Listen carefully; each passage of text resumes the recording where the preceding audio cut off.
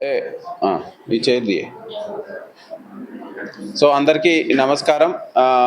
మనకు సూర్యాపేట జిల్లాలో గత శనివారం మధ్యాహ్న సమయంలో ఒంటరిగా ఉన్నటువంటి 85 సంవత్సరాల వృద్ధ మహిళను హతమార్చి ఆమె దగ్గరలో ఉన్నటువంటి చైన్ను, కమ్మలను, బుట్టాలని దొంగతనం చేసిన కేసుని పోలీస్ డిపార్ట్మెంట్, సూర్యాపేట జిల్లా పోలీసు కొంచెం సీరియస్గా తీసుకోవడం జరిగింది. ఈ క్రమంలో మనం ఆ అఫెన్స్కి జరిగినటువంటి ప్లేస్కి నలుమూలల ఉన్నటువంటి సీసీటీవీ కెమెరాలు అయితే టెక్నికల్ ఎవిడెన్స్ని మనం జల్లెడబడుతూ ఇమీడియట్లీ మనకు వచ్చినటువంటి వివరాల ప్రకారం మనం ఒక స్ట్రాంగ్ సస్పెక్ట్ని మనం సస్పెక్ట్ చేయడం జరిగింది.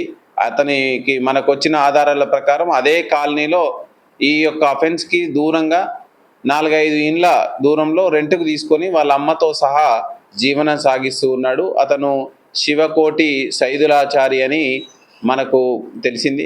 సో మనకు వచ్చినటువంటి ఆధారాలను పట్టుకొని అతని యొక్క మూమెంట్ని మనం ట్రాక్ చేస్తే అతను మిర్యాలగూడ అఫెన్స్ చేసిన తర్వాత మిర్యాలగూడ వెళ్ళడం, మిర్యాలగూడ నుంచి వాళ్ళ కొడుకు, చిన్న కొడుకు ఉండే ఏలూరు అవతల గాయాలగూడెం అని ఉంటుంది.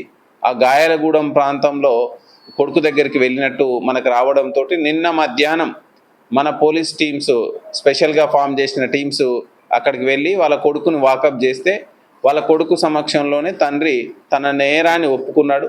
సో మిర్యాలగూడలో తన యొక్క ఏదైతే దొంగతనం చేసిన సొమ్ముని IIFL ఫైనాన్స్ కంపెనీలో వాళ్ళ బావమరిది ఆనంద్ సహాయంతో పెట్టడం జరిగింది.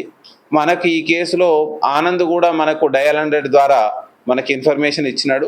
సో బేసింగ్ ఆన్ దట్ నిన్న సాయంత్రం 8:30 గంటల ప్రాంతంలో అతన్ని మనం పోలీసులు వాళ్ళ కొడుకు సమక్షంలో పట్టుకొని వాళ్ళ కొడుకుకి ఇన్ఫర్మేషన్ ఇచ్చి మనం తదుపరి విచారణ నిమిత్తం సూర్యాపేటకి మనం తీసుకొని వస్తున్న క్రమంలో మనకు నిన్న ఆల్మోస్ట్ మిడ్నైట్ 12:30 గంటల నుంచి 1 గంట మధ్యలో అతనికి కోదాడ దగ్గరలో అతనికి హెల్త్ ఇష్యూస్ రావడం జరిగింది. ఇమ్మీడియట్లీ మన పోలీస్ CPR చేయడం, అక్కడి నుంచి హాస్పిటల్కి తీసుకుపోవడం, అక్కడ మనము వైద్యుల తోటి చెక్ చేయించగా అతనికి అప్పటికే పల్స్ రేట్ పడిపోయినట్టు తెలిసింది. సో దాని మీద మనం లీగల్గా మళ్ళీ మనం కేసు కట్టడం జరిగింది అతని మృతి పైన. అది విచారణ స్టేజ్లో ఉంది.